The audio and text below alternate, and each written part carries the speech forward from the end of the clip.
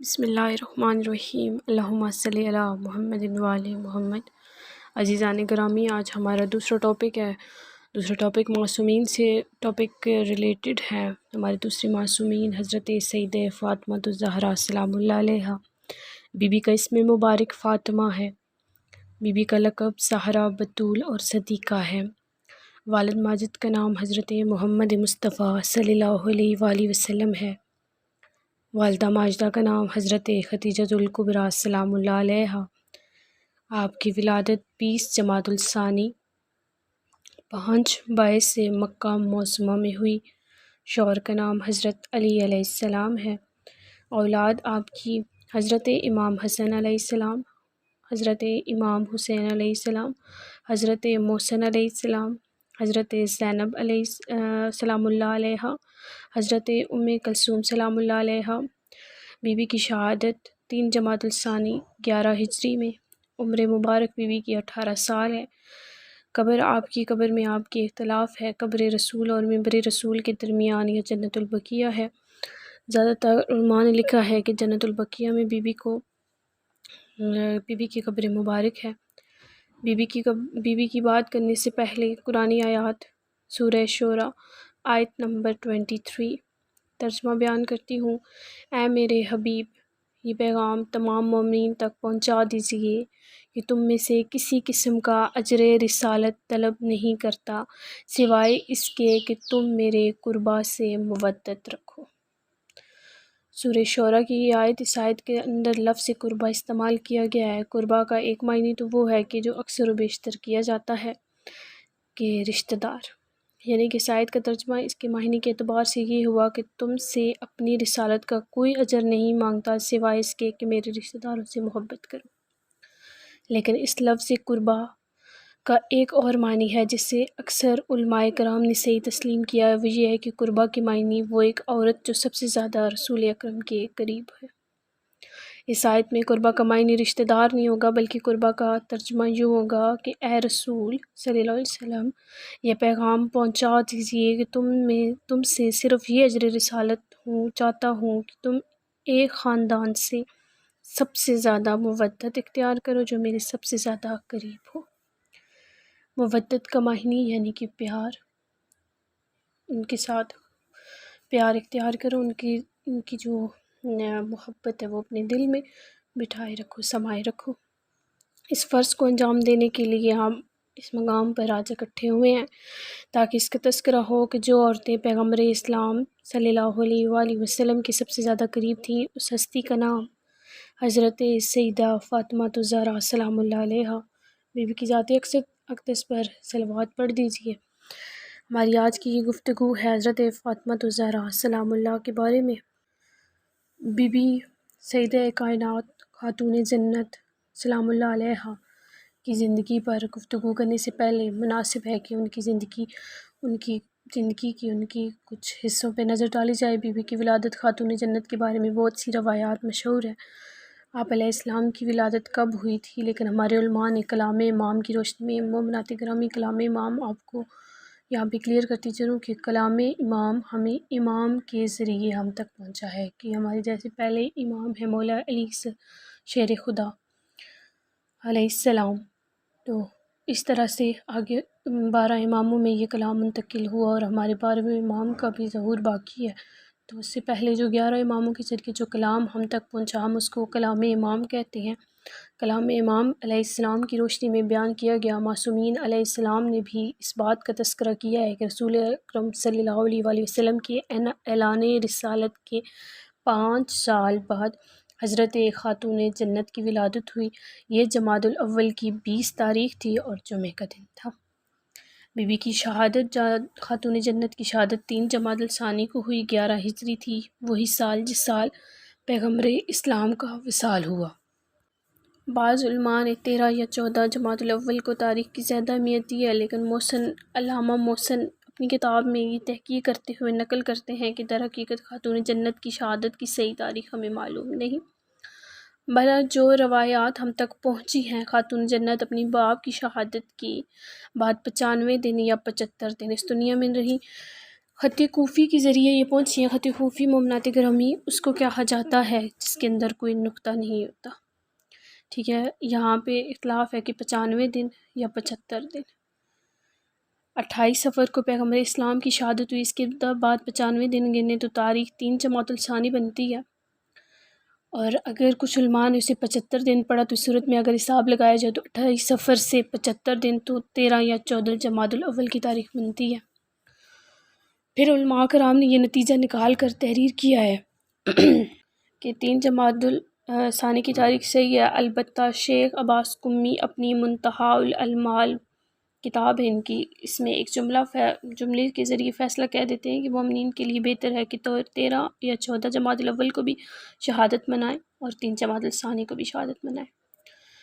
عمر مبارک خاتون جنت کی کل عمر 18 سال اور 5 ماہ بتائی گئی ہے. 18 سال اور کچھ ماہ کی عمر تھی جب امت کے مظالم برداشت کرتے کرتے خاتون جنت اس دنیا سے رخصت ہو گئی.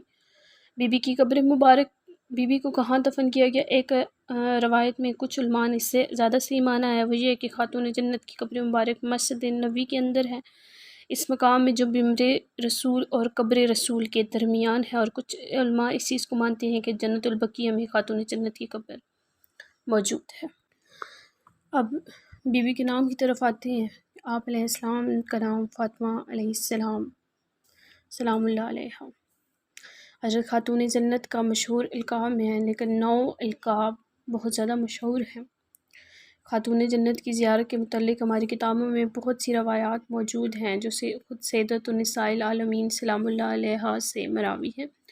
حضرت سیدہ فاطمہ الزہرا سلام اللہ یہ بیان فرماتی ہیں کہ مجھ سے میرے بابا نے نقل کیا کہ اے میری بیٹی، جو 3 دن تک لگاتار تم پر زیارت کی صورت میں سلام بھیجے، اگر وہ صحیح معرفت کے ساتھ سلام بھیج رہا ہے تو میں وعدہ کرتا ہوں کہ اس پر جنت واجب ہو جائے گی. بی بی سے خاتون جنت سے کسی نے سوال کیا، اے بی بی کیا یہ سلام بھیجنا محض آپ کی زندگی تک ہے؟ بی بی نے بہت خوبصورت جواب دیا. بی بی نے ارشاد فرمایا، نہیں، میری زندگی میں بھی مجھ پر 3 دن تک سلام بھیجنے والا جنت کا مستحق ہوگا، اور میری وفات کے بعد بھی اگر کوئی 3 دن تک اپنے مقام پر کھڑا ہو کر مجھ پر سلام بھیجے گا تو وہ بھی جنت کا مستحق ہوگا. خاتون جنت کی وہ زیارت اور سلام جس کا خاص طور پر تذکرہ کیا گیا ہے، آپ کو زیارت کی کتابوں مل جائے گا. کہ میں کوشش کروں گی کہ مجھے اگر آن لائن کہیں سے مل جائے تو میں ویڈیو کے ساتھ انشاءاللہ اٹیچ کر دوں گی. خاتون جنت کی وہ زیارت جو کتابوں میں ہے، اس کے بارے میں علماء کا یہ کہنا ہے کہ جب انسان بہت زیادہ گناہ کرنے کے بعد وہ اپنے گناہوں کی مغفرت کرنا چاہتا ہے تو خاتون جنت کی زیارت پڑھے. کچھ عرض کرنا چاہوں گی کہ پڑھ رہی ہوں زیارت زہرا، مغفرت کا یقین ہے مجھ کو. بے شک بی بی کا یہ بہت جو ہے وہ عمل بہترین عمل ہے، اس عمل کی بہت فضیلت ہے. اس عمل کا طریقہ یہ ہے کہ سب سے پہلے غسل کریں، غسل کر کے صاف لباس پہنیں، خاتون جنت کی زیارت پڑھیں. اس کے بعد جب وہ اپنے گناہوں کی توبہ کریں، بخشش طلب کریں تو یقیناً خدا اس کے گناہ معاف فرما دے گا. حضرت امام جعفر صادق علیہ السلام، آپ سے پہلے بھی گزارش کی تھی معصومین کا جہاں بھی نام آئے معصومین پہ درود و سلام کی تسبیح پڑھا کریں. یاد فرماتے ہیں کہ اگر تم پر اتنی بڑی مصیبت نازل ہو جائے کہ کوئی اتنی بڑی پریشانی نازل ہو جائے، کوئی اتنی بڑی آفت آ جائے اور اس آفت پریشانی کو دور کرنے والا نہ ہو تو یقیناً تمہیں کوئی سہارا نظر نہ آ رہا ہو، تمہیں کوئی جائے پناہ نظر نہ آ رہی، تم حضرت سیدہ سلام اللہ علیہ سے توسل کرو. بہترین عمل ہے. مصیبتیں ہی مصیبتیں ہوں، نکلنے کا کوئی راستہ نہ ہو تو عمل خاص ہے جو سیدہ سلام اللہ علیہ نے اپنے شیعوں کو بتایا ہے. اس کا طریقہ یہ ہے کہ پہلے 2 رکعت نماز سیدہ حضرت سیدہ سلام اللہ علیہ قربتاً اللہ کی نیت سے پڑھی جائے. اس کے بعد 1 مرتبہ 3 سلام بھیجے جائیں، پھر تسبیح حضرت سیدہ پڑھی جائے. اس کے بعد انسان سجدے میں جائے، یہ دعا پڑھے، یا مولاتی یا فاطمہ اغثنی. یہ دعا اس کا ترجمہ ہے، اے میری آقا ذاتی میری مدد فرمائیے. یہ دعا 500 مرتبہ پڑھی جائے. اس کا طریقہ یہ ہوگا، پہلے انسان سجدہ گاہ پہ اپنی پیشانی رکھے اور 100 مرتبہ یہ دعا پڑھے. اس کے بعد اپنے داہنے رخسار سے نگاہ پہ رکھے اور 100 مرتبہ یہی دعا پڑھے. اس کے بعد پھر اپنی پیشانی سے نگاہ پہ رکھے اور 100 مرتبہ یہی دعا پڑھے. اس کے بعد اپنی بائیں رخسار سے نگاہ پہ رکھے اور 100 مرتبہ یہی دعا پڑھے. اور آخر میں اپنی پیشانی سے نگاہ پہ رکھے اور 110 مرتبہ آپ نے پڑھنا ہے میری آقا ذاتی میری مدد فرما دیجیے. عربی میں پڑھ لے، اردو میں پڑھ لے، جب بات ایک ہی ہے، لیکن کوشش کیا کرے کہ عربی میں ذرا عربی کے تلفظ ادا کرنے میں کوئی کوتاہی نہ ہو. اور عربی میں پڑھنے کی بہت فضیلت ہے.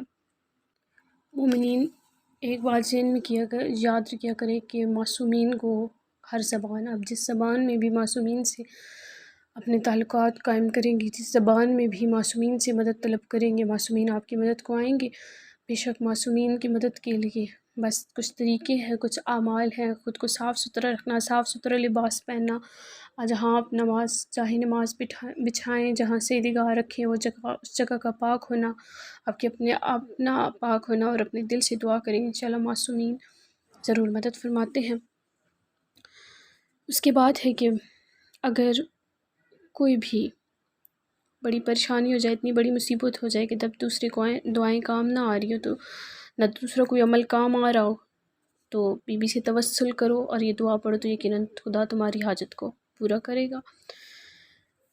بی بی کی سیدہ کے بارے میں گفتگو کا سننا، گفتگو کا یاد کرنا حضرت سیدہ کی معرفت کو حاصل کرنے کے لیے انتہائی ضروری ہے. روایت پیغمبر ہے، یاد رکھو جس نے حضرت سیدہ کی معرفت حاصل کی، اس کا ایسا ثواب حاصل ہوگا جیسے اس نے شب قدر پا لیا. بی بی کی معرفت حاصل کرنے کا بہت اجر و ثواب ہے.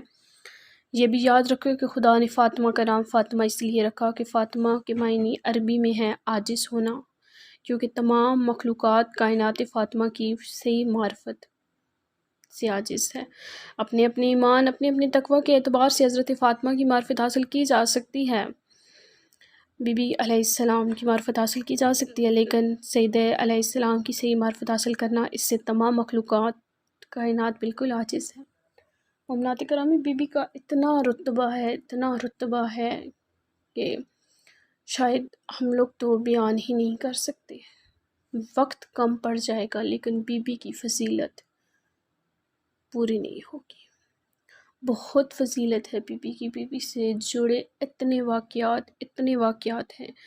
بہت تھوڑی کر کے چیزوں کو میں نے شارٹ کر کے کہ صحیح معنی میں بی بی کی، میں آپ کے سامنے بی بی کا کردار، میری تو اتنی حیثیت ہی نہیں ہے، کیونکہ کچھ لوگ بی بی کے کردار پہ بہت انگلیاں اٹھاتے ہیں. خیر یہ ان کی نادانی ہے، کم عقل اور کم فہم لوگ، ایسے لوگوں کے ساتھ بحث و مباحثہ کرنا محض بے وقوفی ہے. خداوند تعالیٰ کی ذات ایسے لوگوں کو ہدایت دے اور بی بی کو صحیح معنی میں سمجھنے کی ہدایت دے، مجھے اور آپ سمیت. بی بی کا نام فاطمہ کیوں رکھا گیا؟ آپ سے میں امام جعفر صادق علیہ السلام نے ارشاد فرمایا کہ خدا نے آپ کو ہر قسم کی برائی سے عاجز کر دیا، ہر قسم کی برائی سے دور کر دیا، ہر قسم کے گناہ سے، جس سے بطول کو پاک کر دیا. اس لیے فاطمہ علیہ السلام کا نام فاطمہ رکھا گیا. بی بی حضرت فاطمہ کی ایک وجہ ہے کہ آپ کے شیعہ جہنم میں نہیں جائیں گے، ٹھیک ہے، کیونکہ بی بی فاطمہ تو سلام اللہ علیہ کا یہ وعدہ ہے کہ وہ سفارش اور بخشوانے کی وجہ سے آپ کے شیعہ جہنم میں نہیں جا سکتے. بی بی کی سفارش ہوگی اپنے، لیکن کون سی شیعہ، آپ سے میں بڑی تفصیل سے بات کروں گی کہ بی بی نے کون سی شیعوں کو کہا ہے کہ یہ شیعہ ہیں اور یہ جنت میں نہیں جا سکتے. اس ٹائم تک ان پر کچھ ایسی شیعہ ہیں جو شیعہ ہونے کے باوجود جنت میں نہیں جا سکتے، کیونکہ بی بی نے کچھ 3-4 شرائط رکھی ہیں، وہ انشاءاللہ آپ سے تفصیل سے بیان کروں گی. ابھی بی بی کی زندگی کے بارے میں ہم کچھ جانیں گے کہ بی بی، پہلی وجہ تو یہ تھی کہ فاطمہ کے معنی عاجز ہیں، کیونکہ تمام مخلوقات فاطمہ کی معرفت سے عاجز ہے، کیونکہ وہ معرفت حضرت سیدہ کی حاصل کر ہی نہیں سکتی. اس لیے حضرت سیدہ کا نام فاطمہ علیہ السلام رکھا گیا. دوسری وجہ یہ ہے کہ فاطمہ چونکہ ہر برائی، ہر شر سے دور ہے، یعنی کہ سیدہ کوئی برائی، کوئی گناہ نہیں کر سکتی، اس لیے بی بی کا نام فاطمہ علیہ السلام رکھا گیا. تیسری وجہ یہ بتائی گئی ہے کہ ان کی شیعہ جہنم کی آگ سے بچیں گے، اس لیے بی بی کا نام فاطمہ رکھا گیا. اب سب سے پہلے میں آپ کو ایک اور چیز بتاتی چلوں کہ بی بی کا نام فاطمہ اس لیے بہت مشہور ہے کہ بی بی کسی قسم کی معصومین کا میں نے آپ کو تعارف شاید بتایا ہو، کہ میں آپ کو پھر سے بتا دیتی ہوں کہ معصومین ہر قسم کی گناہ، ہر قسم کی برائی سے پاک ہوتے ہیں۔ معصومین سے غلطی کی کوئی بھی سوال ہی نہیں پیدا ہوتا کہ معصومین سے کوئی غلطی ہو۔ جو ایسا کہتے ہیں وہ بالکل کم فعل اور کم عقل لوگ ہیں، ان کے ساتھ تو بات کرنا ہی فضول ہے۔ یہاں پہ آپ کو تھوڑا سا بیان کرتی چلوں بی بی کی وہ شرائط کہ جو شیعہ جنت میں جائیں گے۔ صرف 4 باتیں ہیں۔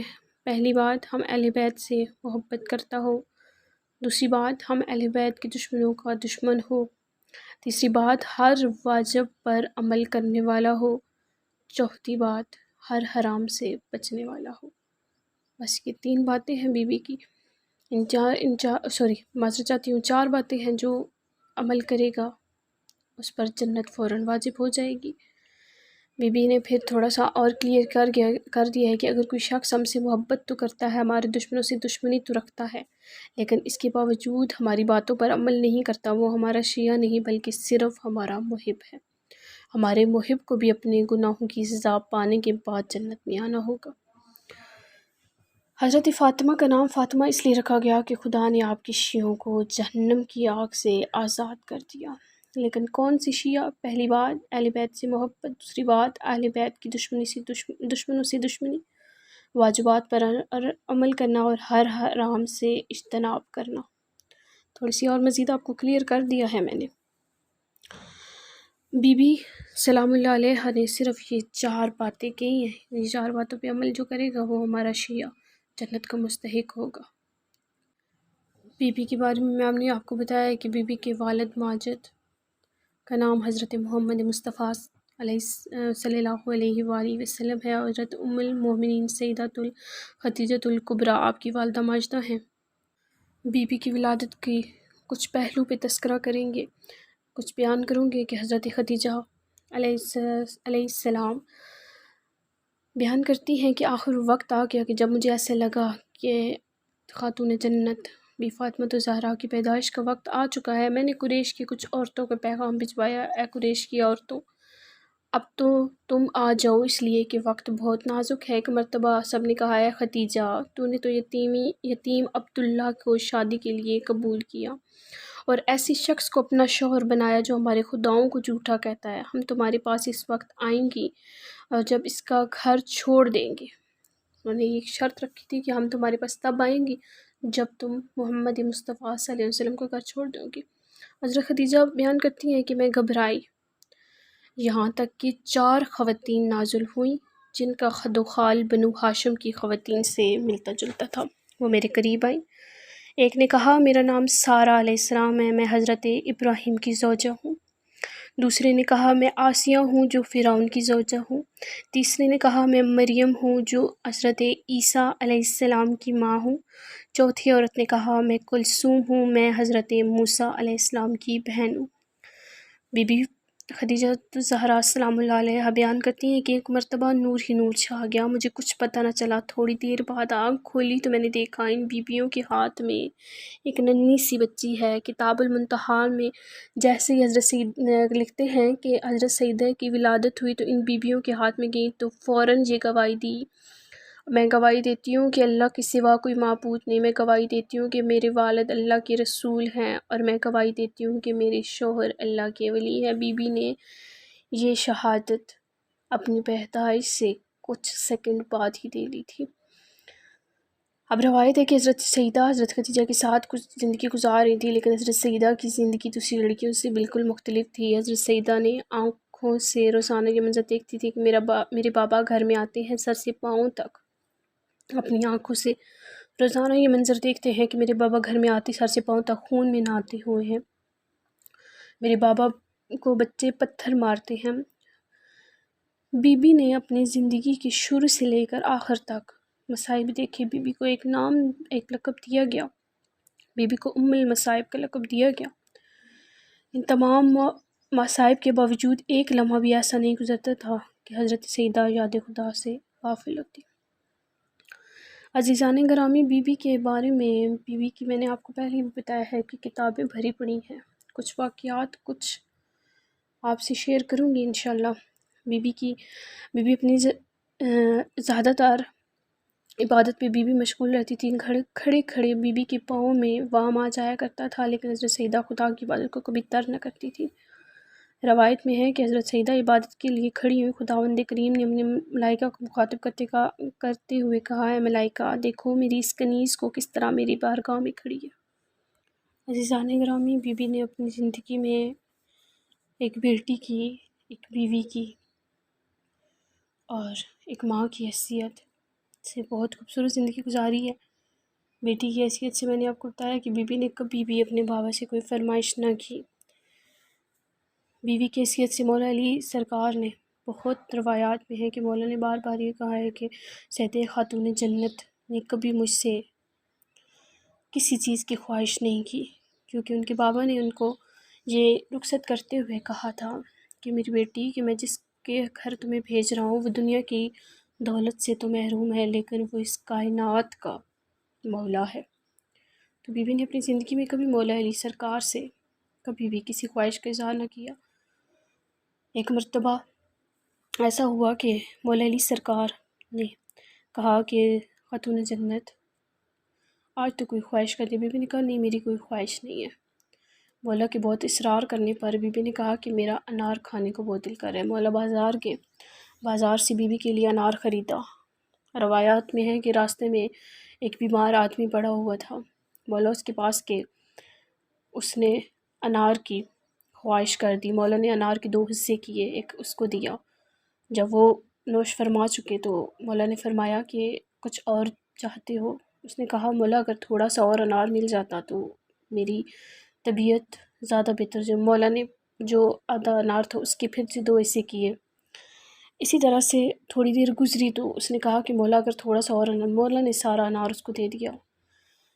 مولا فرماتے ہیں کہ میرے دل میں آیا کہ سیدہ نے کبھی اپنی زندگی میں کوئی خواہش نہیں کی، آج خواہش کی تو وہ بھی پورا نہ کر سکا۔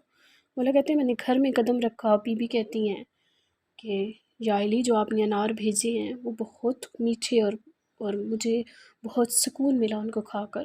مولا نے حیران و پریشان ہو کے مولا نے فرمایا کہ فاطمہ آپ کیا بیان کر رہی ہیں؟ بی فاطمہ نے کہا کہ ابھی کوئی شخص دروازے پہ آیا، اس نے کہا کہ اس نے حضرت امام حسن کو انار دی اور کہا کہ یہ آپ کے بابا جان نے بھیجے ہیں۔ تو مولا نے وہاں پہ فرمایا کہ بے شک اللہ کا وعدہ سچا ہے کہ تم میری راہ میں صدقہ خیرات کرو، میں تمہارا دگنا کر کے لوٹا دوں گا۔ اب باغ فدق کی تاریخ انتہائی دردناک ہے۔ مدینہ سے 2 یا 3 دن کے فاصلے پر ایک انتہائی سرسبز مقام ہے جہاں چشموں کی کثرت تھی، انتہائی زرخیز مقام تھا، کھجوروں کے درخت وہاں کی سب سے بڑی خاصیت تھی جس کا نام فدق رکھا گیا۔ مقام فدق حضرت نوح کے 3 بیٹے تھے جن سے حضرت نوح کی نسل چلی تھی، ان میں سے ایک بیٹے کا نام حام تھا، حام کے بیٹے کا نام فدق تھا۔ اس مقام پر آ کر زندگی بسر کی، چنانچہ حضرت حام کے بیٹے حضرت نوح کے پوتے فدق کی وجہ سے اس کا نام فدق پڑ گیا۔ مقام فدق کا مسئلہ یہ ہے کہ پیغمبر اسلام نے یہودیوں کی متحدہ سازشوں کے قلعہ خیبر پر حملے کے ارادے سے مدینہ سے کوچ کیا، قلعہ خیبر پر حملہ کیا، خیبر کا قلعہ فتح ہو گیا۔ خیبر کے قلعے فتح ہونے کے بعد اب فدق کے یہودی گھبرا گئے کہ کہیں ایسا نہ ہو کہ پیغمبر اسلام اپنی فوج سے یہاں آ جائے اور ہمارے شہر اس کو پر بھی قبضہ کر لیں، پوری حکومت ہمارے ہاتھ سے نکل جائے۔ پیغمبر اسلام نے ایک انصاری کو اپنا قاصد بنا کر بھیجا کہ وہاں کے حالات دیکھ کر آؤ۔ جب وہ وہاں پہ پہنچے تو فدق کے کچھ یہودیوں سے بات چیت کی تو فدق کے یہودیوں نے کہا کہ اللہ کے رسول، ہم اپنی خوشی سے اپنی آدھی سلطنت، اپنی آدھی دولت، آدھا علاقہ آپ کے حوالے کرتے ہیں، آپ ہمارے علاقے پر حملہ نہ کریں، آپ ہمیں اسی طرح سے زندگی گزاریں۔ پیغمبر اسلام نے اس درخواست کو قبول کیا، انہوں نے اپنا آدھا حصہ پیغمبر اسلام کے حوالے کیا۔ یہ وہ علاقہ ہے جو بغیر جنگ کے، بغیر جہاد کے، بغیر فوج کشی کے پیغمبر اسلام کے ہاتھ میں آیا تھا۔ اب فقہ کا مسئلہ آپ سے بیان کرتی جاؤں گی کہ اسلام کے ہاتھ میں جتنی دولت آئی اس کی مختلف اقسام ہے: زکوٰۃ، خمس، مال غنیمت اور مال فے۔ مال غنیمت وہ مال ہوتا ہے جو کسی علاقے پر حملے کی صورت میں جنگ میں شکست کھانے کے بعد کافر چھوڑ کے بھاگ جائیں، اس کا نام مال غنیمت ہے۔ اس کا فقہی مسئلہ یہ ہے کہ اس کا 5واں حصہ خمس تو نکالا جائے رسول اور امام کے لیے، اور باقی تمام مجاہدین میں برابر تقسیم کیا جائے جنہوں نے جہاد میں حصہ لیا تھا۔ مال فہ کیا ہے؟ وہ مال ہوتا ہے جو بغیر جہاد کے، بغیر کسی مجاہد کی کوشش کے، بغیر پیغمبر اسلام کو مل جائے، کسی بھی ذریعے طریقے سے یہ مال پیغمبر اسلام کا مال ہوتا ہے۔ یہ میں اپنے پاس سے بات نہیں کر رہی، فقہ کی روشنی میں بات کر رہی ہوں۔ چنانچہ ان کی مرضی ہوتی ہے کہ وہ اسے جس طرح چاہیں خرچ کریں۔ غزوہ خیبر میں جتنی دولت ملی وہ تمام کی تمام مسلمانوں کی تھی، کیونکہ جہاد کے بعد ملی تھی، لیکن فدق کی یہودیوں نے جو کہ اپنی دولت پیغمبر اسلام کے حوالے کر دی، اس لیے یہ دولت پیغمبر اسلام کی تھی۔ شریعت کے اصولوں کے مطابق پیغمبر اسلام کو حق حاصل تھا کہ اس دولت کو جسے چاہیں اس کے حوالے کر دیں۔ فدق ایک بہت ہی مختصر سا گاؤں تھا، ایک گاؤں چھوٹا سا دیہات تھا، لیکن روایت کے مطابق دوسرے خلیفہ کی خلافت کے زمانے میں یہاں پر کھجوروں کی آمدنی 50,000 دینار سالانہ سے زیادہ تھی۔ آمدنی کی یہ مقدار اس زمانے کے اعتبار سے بہت زیادہ ہے۔ فدق ایک بہت ہی قیمتی علاقہ تھا، انتہائی اہم علاقہ، اور تمام اسلامی فوج کا خرچہ اس علاقے سے پورا کیا جاتا تھا۔ فدق کا علاقہ پیغمبر اسلام کے پاس آیا تھا۔ اب روایت میں ہے کہ مطابق ہے کہ پیغمبر اسلام نے اپنی بیٹی کو بلایا، فدق کا علاقہ ان کو عطا کر دیا۔ کچھ لوگ یہ کہتے ہیں کہ حضرت سیدہ نے دربار خلافت میں میراث کا مطالبہ کیا تھا اور یہ کہا تھا کہ میرے بابا کی میراث سے میرا حصہ دو۔ یہ بہت غلط ہے۔ سیدہ نے میراث طلب نہیں کی تھی، بلکہ سیدہ نے تو ہبہ کا دعویٰ کیا تھا۔ ہبہ کے معنی ہوتے کوئی شخص اپنی زندگی میں اگر کوئی اپنی چیز کسی کے حوالے کر دی جائے، کوئی چیز کسی کے حوالے کر دے تو قبضہ اس کو دے دے، تو یہ چیز اس سے رشتہ دار کی ہو جاتی ہے۔ ہبہ کرنے والا مرنے کے بعد اس میں میراث نہیں ہوتی۔ سید عالمین نے میراث کا دعویٰ نہیں کیا تھا، بلکہ سید عالمین نے یہ کہا تھا کہ ہبہ یعنی کہ میری بابا اپنی زندگی میں یہ ساری دولت، یہ سارا علاقہ مجھے دے کر گئے تھے، اس لیے مجھے میرا حق دے دیجیے۔ یہاں پر بہت سے دوسرے فقہ کے علماء ہیں جنہوں نے یہ سوال اٹھایا کہ پیغمبر اسلام نے اپنی زندگی میں یہ علاقہ اگر سیدہ کے حوالے کیا تھا تو بیکار تھا، کیونکہ اس لیے کہ کوئی مرنے والا اپنی زندگی میں کسی سے یہ کہہ دے کہ یہ چیز تمہاری ہے، تو جب تک اس کے حوالے نہ کرے وہ اس چیز کا پہ قبضہ نہیں کر سکتی۔ سب سے پہلا سوال ہے کہ آخری پیغمبر اسلام نے تمام امت کو محروم کر کے اپنی بیٹی کو یہ دولت عطا کی ہے، ایسے ہی ہے؟ ہماری روایات کے اندر تو بالکل واضح لفظ موجود ہے کہ پیغمبر اسلام کے پاس جب فدق آیا، فدق کے اصولوں کے بعد پیغمبر اسلام نے اپنے مال جو تھے وہ جتنا بھی تھا اس مال کو استعمال نہیں کیا تھا۔ مسلمانوں نے عرض کیا یا رسول اللہ ذرا جلدی سے تقسیم کرے مال غنیمت کا، پیغمبر اسلام نے منع فرما دیا تھا۔ ایک وقت صورت حشر کی یہ آیت نازل ہوئی تھی جس کے اندر یہ حکم ہوا تھا، میرے رسول یہ سارا مال تیرا ہے، تو اپنی مرضی سے کس کے حوالے کر، تیری مرضی۔ پیغمبر اسلام روایات میں ہے کہ پیغمبر اسلام نے اپنی بیٹی کو فاطمہ الزہرا سلام اللہ علیہا کو بلانے کے بعد حضرت سیدہ کا یہ تمام مال ان کے حوالے کیا۔ اس پر گواہ تھے مولا علی علیہ السلام کے دستخط تھے، ایمن کے دستخط تھے، حضرت امام حسن علیہ السلام، حضرت امام حسین علیہ السلام کی دستخط تھے۔ اس کے بعد یہ تمام علاقہ حضرت سیدہ خاتون جنت علیہ السلام کو مل گیا، لیکن بعد میں ایسے حالات پیدا ہوگی کہ کچھ لوگوں نے پیغمبر اسلام کی وفات کے بعد اس علاقے پر قبضہ کر لیا اور اپنے ہاتھ میں لے لیا، حضرت سیدہ کو ان کے بابا کی دی ہوئی دولت سے محروم کر دیا۔ عزیزان گرامی، بی بی خاتون جنت ہے، اس چیز کا فیصلہ قیامت کے روز ضرور ہوگا۔ میرا کسی فقہ سے کوئی لین دین نہیں ہے، میرا اہل فقہ جعفریہ سے ایک التجا ضرور ہے، اپنے بچوں کو کچھ بتائیں نہ بتائیں لیکن بی بی کا حق ضرور بتایا کرے۔ حضرت سیدہ اپنی حجت کو تمام کر امام جعفر صادق علیہ السلام فرماتے ہیں کہ اس دنیا میں سب سے زیادہ رونے والے حضرت آدم علیہ السلام، حضرت یعقوب علیہ السلام، حضرت یوسف علیہ السلام، حضرت فاطمہ الزہرا السلام اور حضرت زین العابدین علیہ السلام۔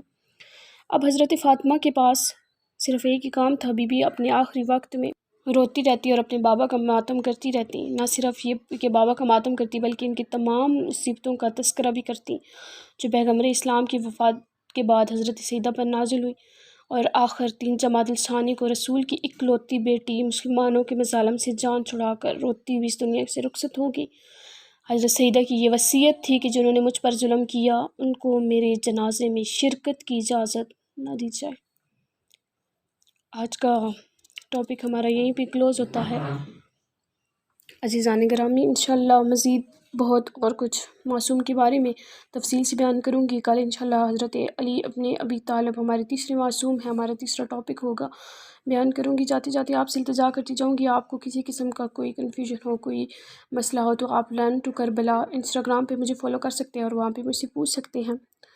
اور اس کے علاوہ اس چینل کو شیئر سبسکرائب کر دیں اور تمام ممنات سے شیئر کر دیں۔ شکریہ۔